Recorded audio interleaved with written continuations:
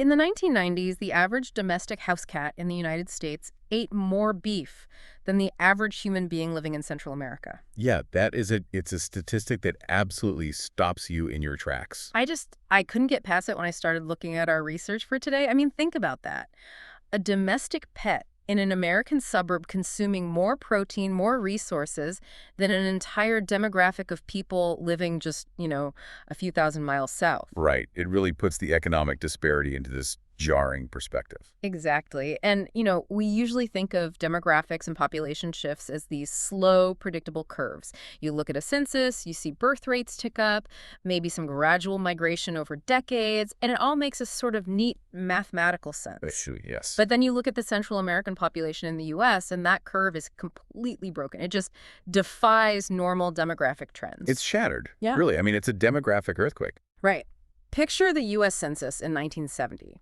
If you look for people of Central American descent, it's practically a flat line, negligible. You might find a tiny enclave in San Francisco, maybe a few blocks in Chicago, but nationally, barely a blip. Almost statistically invisible. Yeah. Now, fast forward to 2017, that flat line turns into a vertical spike, over 5.5 million people. So the massive mystery we are unpacking on this deep dive today is how does an entire population of millions essentially materialize in a new country over the course of just a few decades? And the answer to that isn't just about people looking for better jobs. It's deeply, deeply entangled in this massive geopolitical web. Exactly. Our mission today is to explore the incredibly complex history laid out in Chapter 8 of Juan Gonzalez's seminal book, Harvest of Empire. We are tracing the direct and often intentionally hidden line between late 20th century U.S. foreign policy and this massive Central American exodus. We're going to break down a lot of history today. We really are. We'll look at the highly controversial asylum policies that greeted these people when they finally made it to the border, and we'll reveal how a marginalized group of refugees managed to transform into a powerhouse labor and voting bloc that completely reshaped the American landscape. Now, before we really get into the weeds here, I want to establish some clear boundaries for you, the listener. Yeah, that's important. Because the historical events and the policies we are unpacking today are intense. We are dealing with heavily charged geopolitical decisions spanning multiple U.S. administrations. Carter, Reagan, Bush, Clinton, it spans the whole spectrum. Exactly. So I want to be entirely clear up front. We are not here to take political sides. We aren't endorsing a left-wing or right-wing viewpoint. Our role today is strictly to impartially report on the historical narrative, the declassified data, and the first-hand accounts presented in Gonzalez's research. We are just looking at the blueprints of history. Right. We are here to synthesize this material so you can understand the roots of this massive migration exactly as the historical record lays them out. So let's start at the foundation. When we see this massive spike in population taking off in the 1980s, I have to ask, what were these millions of people actually running from? Because that cat food statistic implies a level of poverty that is just, well, it's hard to comprehend. To understand the migration, you have to grasp the sheer scale of the economic and physical devastation in Latin America during what economists call the lost decade of the 1980s. The lost decade? Yeah. The entire region was paralyzed by a massive debt crisis. Wait, let's break that down, because debt crisis sounds like a dry banking term. Yeah. What did that actually mean for, say, a farmer or a shopkeeper in Honduras or El Salvador? Mechanically, it meant their money suddenly became worthless. Wow. Literally overnight. Basically. Because these countries had borrowed heavily from international banks, when global interest rates spiked, they couldn't pay their debts. To try and manage this, their governments repeatedly devalued their currencies against the U.S. dollar. Oh, I see. So imagine waking up one morning, and the money in your savings account buys half of what it did yesterday. The cost of basic imports, things like medicine, fuel, fertilizer, they skyrocketed, while actual wages plummeted. That's devastating. Between 1980 and 1996, in every Central American country except Costa Rica, the per capita domestic product literally shrank. The countries were moving backward. So the poverty wasn't just stagnation, it was an active collapse. An absolute free fall. And the resulting migration numbers from that era are staggering. Let's look at El Salvador. In 1980, the U.S. Census counted about 94,000 Salvadoran-born inhabitants. Just 94,000. Right? A tiny number. By 2017, there were more than 2.3 million people of Salvadoran descent in the U.S. That is nearly 40% of El Salvador's entire homeland population living in a different country. It's hard to even picture that. Imagine 40% of your own country just gone. And Guatemalans saw a similar surge, reaching an estimated 1.4 million. And that infrastructure deficit didn't magically resolve in the 90s either. The research notes that as recently as 2015, 42% of Nicaraguans still had no access to safe drinking water. In Honduras, more than 6 in 10 people lived in poverty as of 2017. Okay, but I want to push back on something here, just based on how this is usually talked about. When we talk about poverty and migration, the phrase you always hear on the news is economic migrants. Right, a very loaded term. Yeah. The assumption is my local economy is bad, so I'm moving somewhere to get a better job. But when I look at the casualty statistics in this research, more than 140,000 dead in Guatemala, 70,000 dead in El Salvador, 60,000 dead in Nicaragua, this doesn't sound like people looking for a promotion. No, not at all. This sounds like people fleeing a burning building. That is the perfect analogy, and it's a distinction Gonzalez makes emphatically in the book. This was a crisis of survival, not upward mobility. Right. There's a devastating quote from Mario Gonzalez, a Guatemalan immigrant psychologist, who was speaking in 1998 about the psychological toll on these communities. He explained that the violence was so absolute that it destroyed the very fabric of trust. How so? He said, so many were tortured to death that if the army took you into custody and you survived, those in your circle would suspect you as a traitor. Oh, my God. Yeah. He went on to say, women who were raped were too ashamed to return to their homes. Families and communities just disintegrated. That is chilling. If you survive, your own family thinks you made a deal with the devil. That is total societal collapse. Complete fragmentation. So if we run with the burning building analogy, how did the fires start? Who lit the match that caused an entire region to go up in flames? The overarching argument in the research is that this extreme poverty and subsequent violence wasn't a natural disaster. It was actively engineered and maintained by corporate interests, heavily backed by U.S. intervention. So it was systemic. Very much so. And the blueprint for this entire era of destabilization, the very first fire, if you will, was Guatemala in the 1950s. Guatemala. When you read the history of this region, there is one specific corporation that just casts a massive shadow over everything. The United Fruit Company. The United Fruit Company, exactly. United Fruit, or UFCO, was essentially a sovereign state operating within Central America. By the mid-20th century, they owned over 1 million acres of banana fields. 1 million acres? Yes. But it wasn't just the land. They owned the infrastructure. They controlled 1,400 miles of rail, including the primary line connecting Mexico to Panama. They owned the ports. They were the region's largest employer. Meaning if you were a local farmer and you wanted to export anything, you had to use their trains, pay their port fees, and just play by their rules. You couldn't do business without them. And their biggest political protector in Guatemala was a dictator named Jorge Ubico. What's fascinating and frankly horrifying about Ubico is how Washington completely ignored his politics because he was good for the bottom line. Right. The historical record shows he was essentially a fascist sympathizer. I mean, he openly admired European dictators of the 1930s, but U.S. investors loved him. They loved him because he provided a captive, practically free labor force. Yeah. He implemented these draconian vagrancy laws. How did those actually work on the ground? I mean, vagrancy laws exist in a lot of places, but this sounds different. Oh, it was entirely different. Mm-hmm. If you were a landless Maya Indian, the law dictated that you had to carry a passbook at all times. This book trapped your labor. Like a domestic passport. Basically. Yeah. And if you couldn't prove you had worked a minimum of 150 days a year on a commercial plantation, which usually meant United Fruit, yeah, you were arrested for vagrancy. Wow. And the punishment wasn't just jail. You were forced to work on massive government infrastructure projects without pay. It was state-sponsored forced labor, functioning as a massive subsidy for foreign corporations. So the local population is essentially enslaved to harvest bananas for export. But this sparks a breaking point, naturally. People can only take so much. In 1944, a coalition of middle-class professionals, teachers, and some junior military officers finally oust Ubico. A huge moment. This kicks off a brief, shining window of democracy in Guatemala. They elect Juan José Arevalo, who brings in these New Deal-style reforms. He abolishes the vagrancy laws, establishes Social Security, and suddenly labor rights exist. Which was a massive threat to the United Fruit Company's business model. I mean, their whole profit margin was built on forced, unpaid, or barely paid labor. Right. But the tension didn't boil over into outright conflict until Arevallo's successor, Jacobo Arbenz, was elected in 1951. Arbenz is a crucial figure here. He looked at the country and realized that in a largely agrarian society with almost no industry, where 70% of the people couldn't read or write, whoever controlled the land controlled the future. Yeah. And the wealth inequality was staggering. Just 2% of the landholders owned 72% of the arable land. 2% owning 72%. That's literal feudalism. Exactly. So Arbenz pushes through a law called Decree 900. It was an agrarian reform bill that required the government to expropriate any private property larger than 600 acres that was not currently being cultivated. So not the active farms, just the hoarded land. Right. The government would take these massive tracts of unused hoarded land and divide them among the landless peasants so they could actually feed themselves.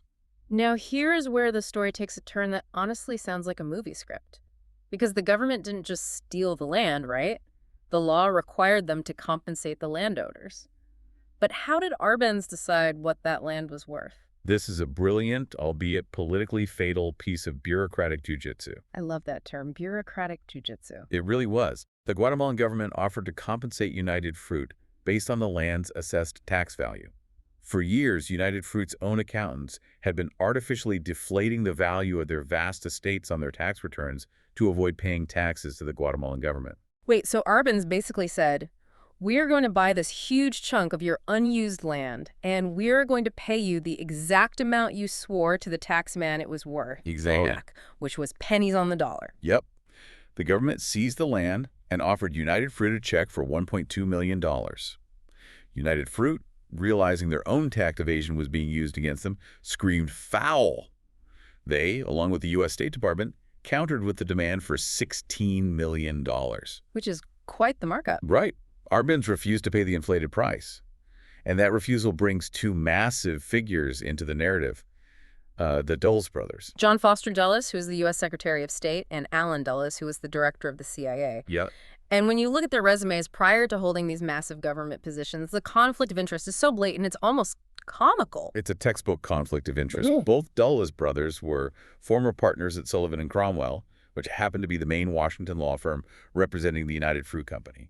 Let me make sure I'm wrapping my head around this. The Secretary of State and the head of the CIA are former corporate lawyers for a fruit company that is currently losing a real estate dispute in Guatemala because of their own tax fraud. Yes. And their response is to use the United States military apparatus to solve the problem. That is the reality of the historical record. On the advice of the Dulles brothers, President Eisenhower authorized Operation Success in 1954. The CIA was tasked with organizing an armed overthrow of the democratically elected Arbenz government. How does the CIA actually pull that off mechanically? I mean, they didn't just send in U.S. Marines, did they? No, it was deeply clandestine and relied heavily on psychological warfare. The CIA financed and trained a rebel proxy force in neighboring Honduras, led by an exiled Guatemalan officer named Colonel Carlos Castillo Armas. Okay. But the real weapon was terror and confusion. The CIA jammed Guatemalan radio stations and broadcast their own fake news reports, creating the illusion of a massive invasion force. They used CIA-piloted planes to drop explosives on the capital. So they were terrifying the population into submission. Exactly. The psychological pressure campaign caused the Guatemalan army to fracture, and Arbenz was forced to resign and flee. So to summarize the blueprint for the listener, a U.S. corporation doesn't want to give up its unused land. The U.S. government orchestrates a coup to protect that corporate asset, overthrowing a democratic leader. What happens to the people of Guatemala after the CIA installs Castillo Armas? The fallout is a 40-year nightmare. The U.S. essentially crushed a moderate reform movement and replaced it with a string of brutal military dictatorships, pouring in military aid to keep them propped up. 40 years. Over the next 4 decades, the Guatemalan people suffered under a campaign of state-sponsored terror that Gonzalez describes as being without equal in the modern history of Latin America. Death squads operated with absolute impunity. I read an account in the research from an American observer down there during this era. They described seeing military helicopters hovering over crowded stadiums and dropping the mutilated bodies of political dissidents right onto the field, just to ensure the entire population understood the price of dissent. Dropping bodies into civilian crowds. It's a level of psychological and physical violence designed to induce absolute paralysis. And this is the spark we were looking for. The crushed agrarian reform led to a massive, incredibly bloody civil war. Hundreds of thousands dead, and eventually hundreds of thousands fleeing north. So that is the first match, the Guatemalan blueprint. Protect foreign investments by installing a dictator, which inevitably sparks a war. Did this same exact pattern play out in El Salvador? It's remarkably similar, but with its own terrifying nuances. In El Salvador, the struggle for land and survival again triggered horrific state-sponsored violence, heavily subsidized by the U.S. But the psychological roots of the violence in El Salvador go back to a specific trauma in 1932 known as La Matanza, the slaughter. What sparked La Matanza? Like Guatemala, El Salvador was dominated by a tiny, incredibly wealthy oligarchy, often referred to as the 14 families, who control the coffee exports and the land. In 1932, a military general named Maximiliano Hernandez Martinez seized power. Another military strongman. Right. Shortly after, impoverished people Indians in the western region who had been stripped of their communal lands launched a rebellion. They were aided by the country's small communist party led by Farabundo Martí. And General Hernandez Martinez didn't just put down the rebellion, he used it as an excuse for ethnic cleansing. That's exactly what it was. The army retaliated with absolute annihilation, slaughtering an estimated 30,000 people Indians in a matter of weeks. 30,000 people in a few weeks. That is, the scale is just staggering. The violence was so comprehensive that it not only crushed political opposition for 40 years, but it effectively erased visible indigenous culture from El Salvador. Oh. People stopped wearing traditional clothing or speaking their native languages out of pure fear. From that point on, the military and the 14 families ruled with an iron fist. But jumping forward to the 1970s, opposition finally starts to bubble up again. And the research highlights a really surprising catalyst for this new wave of dissent. It wasn't just left-wing students or labor organizers, it was the Catholic Church. This is a fascinating sociological shift. Historically in Latin America, the Catholic Church hierarchy was deeply aligned with the wealthy elites. They were part of the establishment. Right. But in the 1960s, something fundamental changed. The Second Vatican Council. Walk me through that. How does a council in Rome change the political reality in a Salvadoran village? Vatican II modernized the church. It shifted the Mass from Latin to local languages, and the priest turned to face the congregation. But more importantly, it spawned a movement called liberation theology. Liberation theology? Yes. Scores of parish priests and nuns took the social teachings of the gospel and applied them to the extreme poverty around them. They started organizing farm cooperatives, teaching literacy, and essentially telling the poor, your suffering is not God's will. It is the result of unjust human systems. Wow. So they are actively challenging the 14 families. Suddenly, local churches became the only safe centers for democratic dissent. Which, in the eyes of a military dictatorship, transforms priests and nuns into enemies of the state. Exactly. And the violence reaches a horrifying crescendo in 1980. That year, right-wing death squads assassinated the Archbishop of San Salvador, Oscar Romero, while he was literally saying Mass. Romero was the most vocal critic of the government's violence. And then, just months later, 4 American Catholic nuns and lay workers were abducted, raped, and murdered by government soldiers. This is a critical juncture in the history. The assassination of an archbishop and the murder of American citizens by a foreign military, it signaled to the entire world that El Salvador had descended into lawless terror. Right. And logically, if a foreign government's military rapes and murders American citizens, you would expect the U.S. government to immediately cut ties, sanction the regime, and demand accountability. But what actually happens in Washington? Washington does the exact opposite. Unbelievable. The Reagan and Bush administrations were looking at El Salvador strictly through the lens of the Cold War. They viewed the left-wing guerrilla uprising, the FMLN, as a proxy for the Soviet Union. To Washington, the Salvadoran oligarchy and its military, despite their horrific human rights abuses, were the only reliable anti-communist bulwark. Wait, I need to make sure I understand the scale of this. Rather than cutting them off, the U.S. actually increases funding. Exponentially. From 1981 to 1989, the United States pumped a staggering $4.27 billion into El Salvador for weapons, training, and economic assistance to prop up the government. $4.27 billion into a country roughly the size of Massachusetts. It's like trying to put out a fire by throwing bags of cash and weapons at it and then acting surprised when the smoke blows into your own backyard. That paradox is central to Gonzalez's analysis. The U.S. foreign policy objective was to stabilize the region against communism. But the mechanism they used, flooding a brutal regime with high-powered weaponry, only escalated the terror. It just fueled the fire. Exactly. And as the death toll climbed, Hundreds of thousands of Salvadorans had no choice but to flee the devastation those U.S. weapons were causing, walking thousands of miles north to cross the Mexican border into the United States. So we have Guatemala, where the U.S. overthrew a democratic government. We have El Salvador, where the U.S. spent billions funding a military dictatorship. Now let's shift focus to Nicaragua. Because in the 1980s, the U.S. strategy there was completely inverted, wasn't it? Entirely inverted, yet the catastrophic impact on the civilian population was identical. In Nicaragua, the U.S. had supported the dictatorial rule of the Somoza family for over 4 decades. The Somozas literally treated the nation as a privately owned corporation.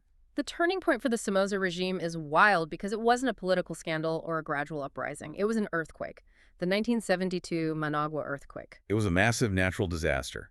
The earthquake leveled the capital and killed thousands. The international community flooded Nicaragua with desperately needed relief supplies and millions in financial aid. And what did President Anastasio Somoza do? He and his National Guard systematically looted the relief fence. He even had his companies buy up the destroyed land at rock-bottom prices. There is a detail in the research about how he was literally exporting the blood plasma of his own injured citizens for profit while they were pulling bodies from the rubble. It is a cartoonish level of villainy, and that greed finally broke the spell, didn't it? It alienated everyone. The blatant theft was so repulsive that even the Catholic hierarchy and the wealthy business elites people who had traditionally supported Somoza turned their backs on him. This total loss of legitimacy opened the door for a revolutionary group called the Sandinista National Liberation Front. The Sandinistas rapidly gained momentum, and by 1979, a nationwide popular uprising topples the Somoza dynasty. The Sandinistas take power.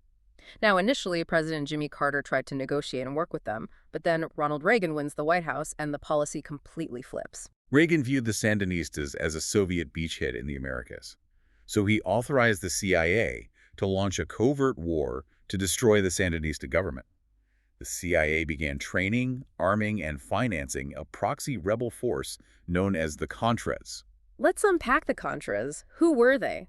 Because they are often framed in 1980s U.S. media as these noble freedom fighters. The core leadership and early ranks of the Contras were actually made up of the exiled remnants of Somoza's defeated National Guard, the very soldiers who had enforced the dictator's brutal rule. So not exactly grassroots freedom fighters. No, the CIA, coordinated by figures like Lieutenant Colonel Oliver North, set up bases for them in neighboring Honduras and Costa Rica. They weren't fighting traditional military battles. The CIA directed them in a hit-and-run war of economic sabotage. What did that look like on the ground? They blew up bridges, burned health clinics, and terrorized rural farm cooperatives to destabilize the Nicaraguan economy. It was designed to make the country ungovernable. So if we look at the macro picture of Central America in the 1980s, the U.S. strategy is essentially geopolitical whiplash. In El Salvador, the U.S. is spending billions to fund the government's military to crush a rebellion. Right next door in Nicaragua, the U.S. is spending millions to fund the rebels to crush the government. Precisely. The tactical alliances shifted depending on who held power, but the singular, obsessive Cold War goal remained: eradicate any movement that smacked of socialism or challenged U.S. hegemony. Right. And as the data clearly shows, whether Washington was writing checks to the government army or the rebel army, the result for the everyday farmer was exactly the same. Their homes became war zones, their economies collapsed, and their only option for survival was forced mass migration. Okay, so this brings us to the crucial pivot point. The 1980s are raging. Hundreds of thousands of terrified people from Guatemala, El Salvador, and Nicaragua make the grueling, incredibly dangerous journey north. They finally reach the U.S.-Mexico border and they ask for asylum. What happens when they knock on the door? This is where the research shifts from foreign policy to domestic policy, exposing a profoundly hypocritical and dualistic immigration system. How so? The Cold War logic that created the refugees in the first place directly dictated how they were treated once they arrived. To understand the hypocrisy, we need to understand the legal standard at the time. This was governed by the 1980 Refugee Act. What did that law actually promise? Historically, U.S. law only granted refugee status to people fleeing communist countries. But the 1980 Refugee Act was supposed to modernize that and align the U.S. with United Nations protocols. Okay. The new law explicitly stated that political asylum should be granted to anyone who had a well-founded fear of persecution based on race, religion, nationality, membership in a particular social group, or political opinion. So, theoretically, the law was supposed to be blind. It shouldn't matter if you are fleeing a left-wing communist dictator or a right-wing fascist dictator. If your life is in danger because of your beliefs, you get sanctuary. Theoretically, yes. But in practice, the Reagan administration's Justice Department completely weaponized the asylum process to validate their foreign policy. Give me an example. Let's look at the double standard. When Nicaraguans arrived at the border fleeing the Sandinista government, the U.S. Immigration and Naturalization Service, the INS, generally welcomed them. Right, because accepting victims of the Sandinistas proves the U.S. narrative that the Sandinistas are evil communists. Exactly. It served the geopolitical narrative perfectly. But then you look at the Salvadorans and Guatemalans. They're arriving with horrific stories of torture, missing family members, and burned villages. But they are fleeing military regimes that the U.S. government is actively funding and arming. So how does an immigration judge handle that? How do they deny asylum to someone showing them literal torture scars? They did it through systemic, bureaucratic denial. The INS overwhelmingly rejected their claims, insisting that the violence in El Salvador and Guatemala wasn't targeted political persecution, but just general civil unrest. General civil unrest. Wow. Yeah. They label these traumatized survivors as mere economic migrants looking for a better paycheck, intercepted them at the border, and shoved them into hastily erected, remote detention camps. The statistics on this are infuriating when you consider the human lives behind the percentages. Between 1983 and 1990, the INS granted political asylum to about 25.2% of applicants from Nicaragua. But they granted only 2.6% of requests from Salvadorans and a microscopic 1.8% from Guatemalans. The political math behind that cruelty is very straightforward. If the U.S. government officially granted asylum to a Salvadoran, admitting they had a well-founded fear of being murdered by the Salvadoran army, the U.S. would be legally acknowledging that the army they were sending $1 million a day to was committing gross human rights atrocities. It would be a confession of complicity. Exactly. So the easiest political solution was simply to deny the reality of the refugees' suffering. Imagine being in that position.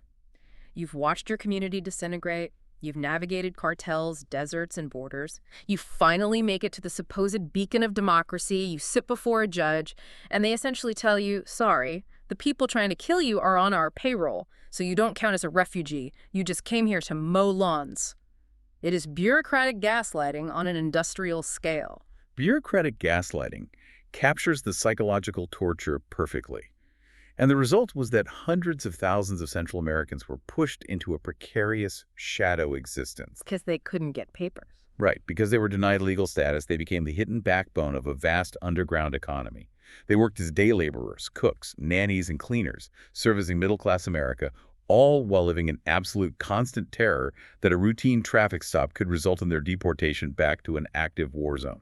But this is where the narrative in the research takes an incredible turn. Because the story doesn't end with them hiding in the shadows.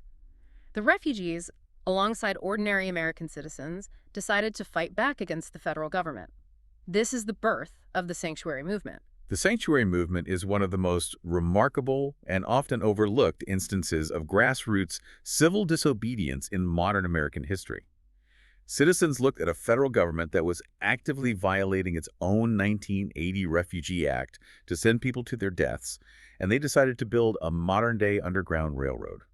The official spark happens in 1982 with a man named Reverend John Fife. He was a minister at the Southside Presbyterian Church in Tucson, Arizona. He literally wrote a letter to the U.S. Justice Department announcing his intentions. It was incredibly bold. He basically said, since you are refusing to follow the law and protect these people, my church is going to start using the historical concept of sanctuary to shelter them. And then he just did it. He dared the federal government to raid a church. And that single act of defiance spread like wildfire. Within just a few years, more than 200 churches and synagogues across the United States had publicly declared themselves sanctuaries. They formed a network. A very complex, clandestine network. They organized to smuggle refugees across the border, transport them across state lines, and hide them in church basements and private homes. Now, if you watch the evening news during the 1980s, the media coverage of the sanctuary movement usually featured sympathetic white American priests, nuns, and rabbis speaking to the cameras. It looked like a movement entirely driven by U.S. citizens saving helpless victims. But the research points out a massive misconception here. Yes, the public face was predominantly white clergy, primarily to shield the migrants from arrest. If a white priest is on TV, he's less likely to be deported than an undocumented refugee. That makes sense. But the actual inspiration, the logistical organization, and the strategic direction of the movement came directly from the refugees themselves. How were they doing that while living in hiding? Many of these refugees weren't just random civilians. They had been labor organizers, student leaders, and political dissidents in their home countries before they were forced to flee. They knew how to build underground networks. They had experience resisting a state apparatus. Exactly. Gonzalez highlights figures like Carlos Vaquerano, who fled El Salvador after right-wing death squads murdered his brother. People like Vaquerano secretly crisscrossed the United States, organizing networks, speaking to university students, and educating North Americans about the grim realities of U.S. foreign policy. They weren't just hiding, they were building institutions. They established self-help organizations out of nothing. CARECEN, the Central American Refugee Center, started as a tiny operation in a church basement in Washington, D.C., and eventually expanded into a massive advocacy network in major cities across the country. The Guatemalan community formed La Red Atanasio Tul in Chicago. It was marginalized people building the infrastructure of their own salvation. It's a masterclass in community organizing. They leveraged the moral authority of the religious institutions and combined it with relentless legal advocacy, eventually forcing the most powerful government on earth to change its policies. Let's talk about those legal victories, because they are monumental. How did they actually force the INS to change? The unflagging pressure campaign culminated in two historic breakthroughs in 1990. First, Congress, facing immense public pressure from the Sanctuary Network, finally created Temporary Protected Status, or TPS. TPS, we still hear about that today. We do. And this granted Salvadorans a temporary legal reprieve from deportation and the ability to work legally. But the bigger hammer was a massive class action lawsuit known as the ABC decision, American Baptist Churches v. Thornburg. What were the mechanics of the ABC decision? How did it fix the double standard? The lawsuit successfully proved that the INS had been systematically discriminating against Salvadorans and Guatemalans based on foreign policy bias. They finally proved it in court. They did. The legal decree essentially struck down the discriminatory policy and forced the government to completely reopen and re-adjudicate over 100,000 previously denied asylum cases under fair, neutral rules. Yeah. It was a staggering victory for human rights. There's also a phenomenal historical irony that happens around the same time involving a completely different law. The 1986 Immigration Reform and Control Act, or IRCA. This was signed by President Reagan, and its primary purpose was to crack down on illegal immigration. That's right. IRCA introduced severe employer sanctions, making it a federal crime to knowingly hire undocumented workers. It was meant to turn off the economic magnet drawing people to the U.S. But to get the bill passed, they had to include a compromise, an amnesty provision that offered legal permanent residency green cards to undocumented immigrants who could prove they had been living in the U.S. continuously since 1982. And this is the profound irony. The very administration that had spent years trying to deport Central Americans inadvertently handed a massive wave of these early pioneers a path to permanent legal status. And once they got those green cards, everything changed. The fear of that midnight knock on the door vanished. They no longer had to hide in the shadows or work under the table. They could advocate for themselves openly. That transition from living clandestinely to living legally is the absolute pivot point for the final chapter of this narrative. Once the immediate existential threat of deportation was lifted, these immigrants turned their immense organizing energy toward putting down permanent roots, surviving, and fundamentally altering the economic and political fabric of the United States. And that transformation is truly incredible. When these communities started establishing themselves, they didn't just quietly assimilate into the existing Hispanic neighborhoods. They actually changed the entire demographic dynamic of American cities, helping forge a brand new pan-Latino identity. The research highlights how segregated Latino populations of the U.S. were before the 1980s. The demographics were largely divided by national origin and geography. Like specific cities for specific groups. Right. You had a Mexican-American stronghold in the Southwest and Los Angeles, Puerto Rican communities dominating New York and the Northeast, and Cubans concentrated in Miami. But the sudden influx of millions of Central Americans into cities like Los Angeles, Houston, Washington, D.C., and Chicago upended those old tribal divisions. The dynamics of how they blended in are fascinating. Early on, when a Guatemalan or Salvadoran arrived in Chicago without papers, their survival strategy was camouflage. If they found a cheap apartment in a Puerto Rican neighborhood, they learned the slang and swore they were Puerto Rican. To avoid drawing attention. Exactly. If they got a job on a construction crew with Mexicans, they listened to Mexican radio and blended in. They were cultural chameleons just trying to survive. But once the ABC decision and IRCA granted them legal status, they didn't have to hide anymore. They started forming their own hometown associations, their own soccer leagues, and celebrating their distinct Central American heritage. They could be themselves. Yes. Yet, because they had spent years working and living alongside Mexicans and Puerto Ricans, they forged a new, amalgamated Latino identity. They realized that their political power lay in a unified front. And that political power manifested incredibly fast. We start seeing political firsts. The research points to Ana Sol Gutierrez as a prime example. In 1990, she became the first Salvadoran-born elected official in U.S. history when she won a seat on the school board of Montgomery County, Maryland. What's interesting about her story is that she wasn't a recent war refugee. Her father had been a diplomat, and she'd grown up in the U.S. But when she decided to run for local office, she started knocking on doors in her district. Just standard local campaigning. Right. And she was absolutely astounded to discover that the people answering those doors were thousands of working-class Salvadoran refugees who had quietly settled in the county. Her victory signaled the awakening of a sleeping political giant. But the political arena was just one front. The most dramatic and immediate impact they had was on the American labor movement. And this is where corporate America's assumptions spectacularly backfired. They drastically miscalculated. During the 1980s and 90s, major manufacturers, especially in the heartland, started aggressively recruiting undocumented Central Americans. Why specifically them?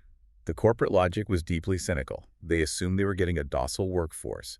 The thought process was, these people are desperate, they don't speak English, they don't have legal papers, so they will accept whatever terrible wages and dangerous conditions we dictate, and they will never complain. It's incredible hubris. They looked at people who had literally survived government death squads, people who had walked across a continent and thought, yeah, a hostile shift manager at a poultry plant is really going to intimidate them. They didn't realize who they were hiring. What corporate America failed to realize was that many of these migrants brought with them deep, militant union experience from their home countries. Right. In El Salvador and Guatemala, organizing a labor union could get you assassinated. So when these workers arrived in the U.S. and faced exploitative conditions, they weren't afraid to fight back against a factory boss. The research gives two incredible examples of this labor militancy. First, in Los Angeles, you have the Justice for Janitors campaign. It was Salvadoran and Guatemalan immigrants who became the absolute backbone of that movement, taking to the streets, facing down police batons, and ultimately recruiting thousands of marginalized workers into the Service Employees International Union. And an even more striking example happened far from traditional immigrant hubs, down at the Case Farms poultry plant in Morganton, North Carolina.